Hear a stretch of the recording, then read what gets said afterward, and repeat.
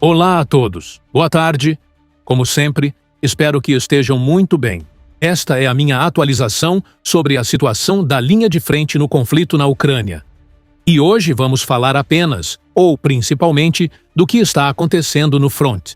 Vamos mencionar algumas coisas que, obviamente, se afastam da linha de contato, mas o foco será mesmo a frente de batalha, já que novamente há avanços na região de Donetsk. Porém, também houve um movimento bastante chamativo na região de Kherson. Antes de mais nada, quero deixar claro que sou contra a invasão na Ucrânia. Reprovo totalmente a violência. E gostaria de lembrar que a melhor maneira de apoiar este canal é se inscrevendo. Então, se você acompanha o canal e gosta do conteúdo, se ainda não se inscreveu, clicar nesse botão de inscrição seria uma ajuda tremenda para mim. Vamos começar então com o vídeo do dia. Como de costume, seguimos do sul para o norte.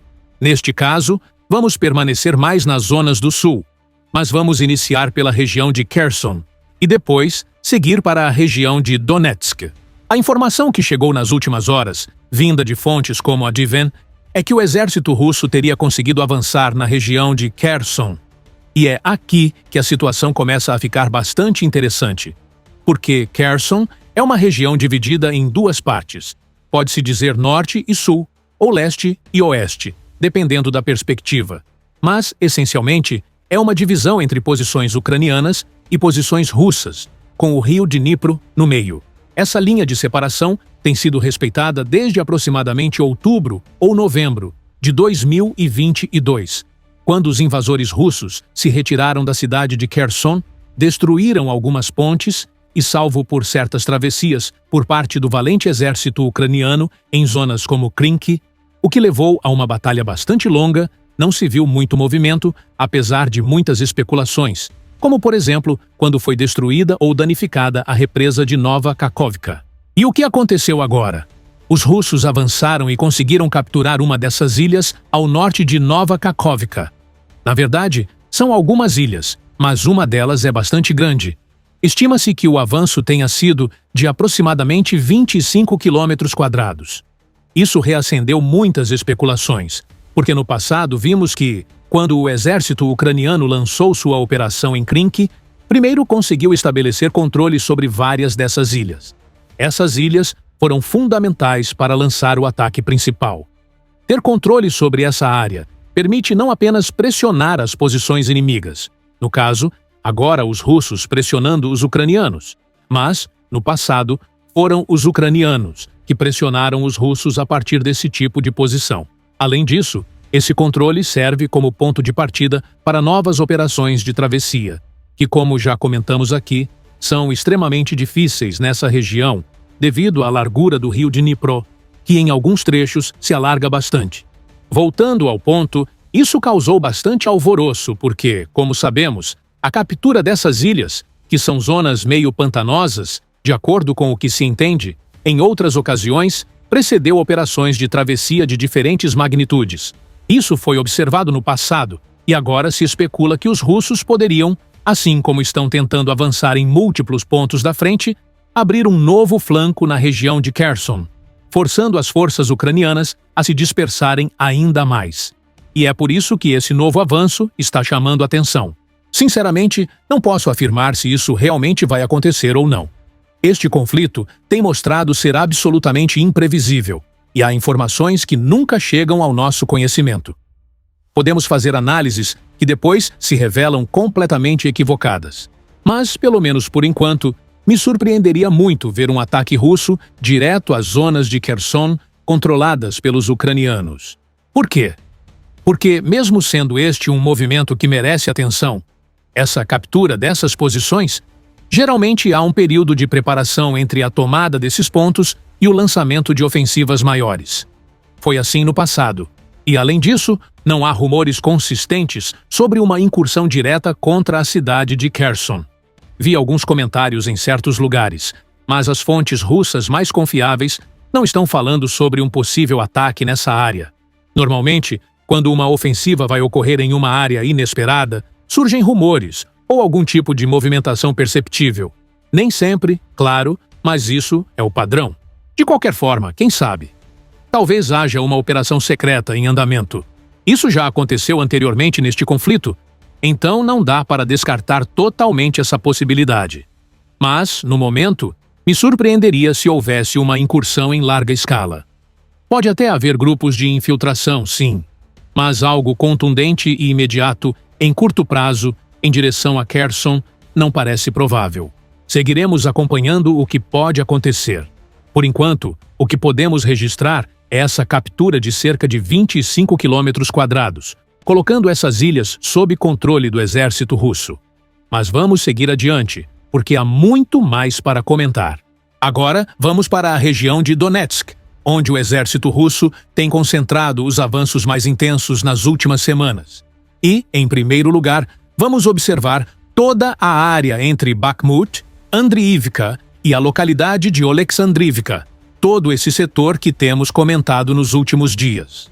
Para relembrar um pouco, nos últimos dias falamos sobre 2 avanços principais. O primeiro foi de Andriivka, em direção a Oleksandrivka. O segundo ocorreu dentro da própria Bakhmut. Na verdade, os avanços em Bakhmut antecederam os relatórios sobre Oleksandrivka, pelo menos no que diz respeito às informações divulgadas. E o que aconteceu nas últimas horas? Fontes como as Yak Maps informaram que o exército russo conseguiu novamente avançar entre essas 2 localidades, conquistando vários km² e estabelecendo uma zona de controle mais ampla em todo esse setor. Nada extremamente crítico por enquanto, mas ainda assim é um avanço relevante. Vamos um pouco mais ao norte, onde ocorre um avanço que, a meu ver, é ainda mais interessante. Ao norte de Kotlyarivka, houve um avanço bastante contundente de vários km². Esses avanços ocorreram por diferentes razões. Primeiro, porque os russos conseguiram assegurar tanto Uspenivka quanto Novoalexandrivka. Segundo, porque conseguiram consolidar o controle sobre Kotlyarivka. E muitos de nós temos falado bastante sobre Kotlyarivka ultimamente, já que a captura dessa localidade permitiu aos invasores russos avançarem para o sul, ocupando Troitsky e também entrando em Horykhovy. Mas, para o norte, também foram registrados novos avanços.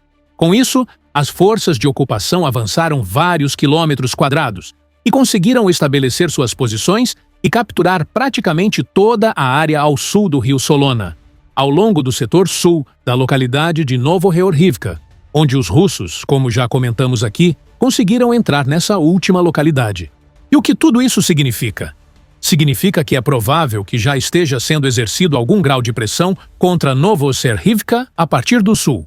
Não se trata ainda de assaltos diretos, porque, como já comentamos, as travessias de rios costumam ser bastante complicadas.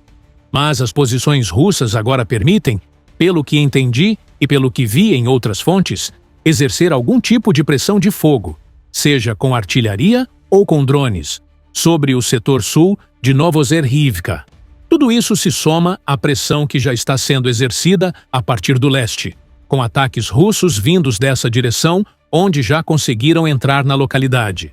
Além disso, esse avanço também deixa os russos bastante próximos da localidade de Novomykolaivka e um pouco mais distantes da localidade de Muravka.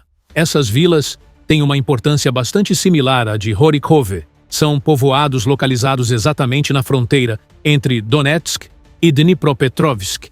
O controle russo sobre essas localidades permitiria ao exército de ocupação finalmente estabelecer um pé consolidado na região de Dnipropetrovsk, que, como já comentamos aqui diversas vezes, possui um valor simbólico importante para os russos em sua missão de capturar toda a região de Donetsk. Mas isso tem sido, em linhas gerais, o que vem acontecendo na linha de frente. Como podemos ver, alguns avanços foram retomados após o que foi uma espécie de trégua, ou melhor dizendo, uma trégua parcial, como eu prefiro chamar, que ocorreu por ocasião das comemorações dos 80 anos da vitória da antiga União Soviética na Segunda Guerra Mundial. Há pontos onde, nesse último período, não foram relatados avanços, mesmo em áreas onde antes víamos progressos. E isso, pelo que vi em alguns lugares e comentários de certas fontes, talvez se deva ao fato de que o exército ucraniano conseguiu restabelecer certas posições defensivas durante essa redução na intensidade dos combates em vários setores. Algo que, como já havíamos comentado, poderia acontecer ao longo dessa trégua. Isso também aconteceu durante a trégua da Páscoa da Ressurreição. E era provável, ou talvez não exatamente provável, mas possível, que algo semelhante voltasse a ocorrer. Dito isso, resta ver se essas pausas em diferentes pontos da frente ou nos avanços são permanentes ou se estamos diante de algo momentâneo. Se são interrupções de curto ou médio prazo, por exemplo, isso ainda vamos acompanhar. E com isso, queria encerrar dedicando um momento para comentar uma informação que temos mencionado recentemente.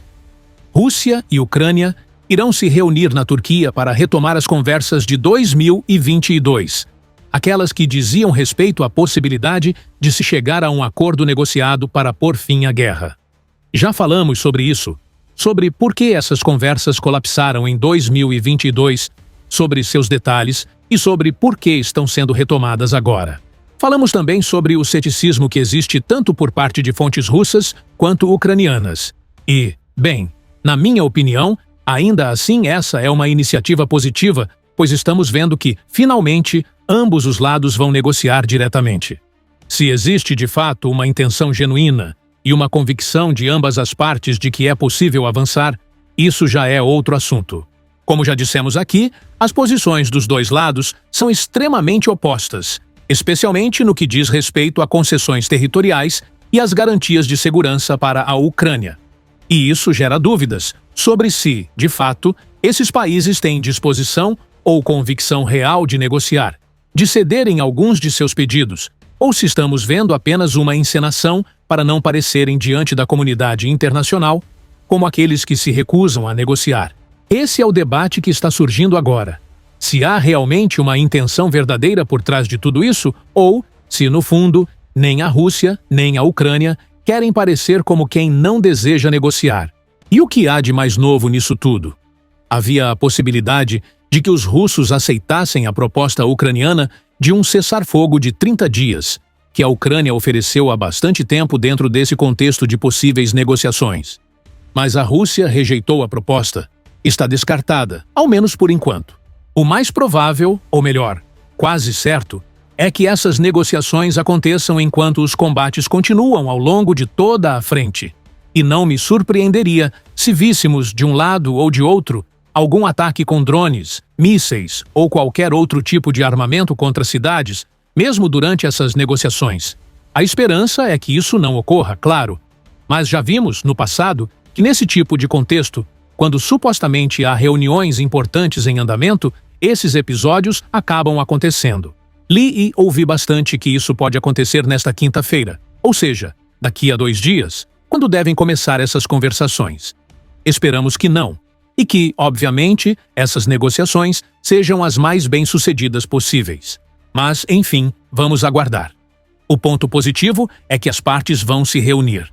O negativo é que isso ainda ocorre em meio a combates ativos. Veremos o que acontece com tudo isso. Obrigado por assistir.